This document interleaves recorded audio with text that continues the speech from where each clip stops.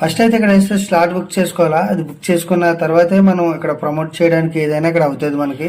ఇక్కడైతే చాలా బ్రాండ్స్ అయితే వచ్చాయి. చాలా బ్రాండ్ నుంచి చాలా మంది అయితే ప్రమోట్ చేయడానికి చాలా స్లాట్లు అయితే బుక్ చేశారు. ప్రతి ఒక్కరు వాళ్ళ ప్రొడక్ట్లను ప్రతి ఒక్కరు ప్రమోట్ చేసుకుంటున్నారు.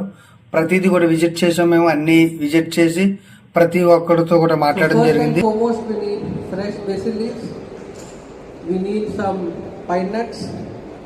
We can use 2 cheeses, either Parmigiano Reggiano or Pecorino Romano. I'm using Pecorino Romano.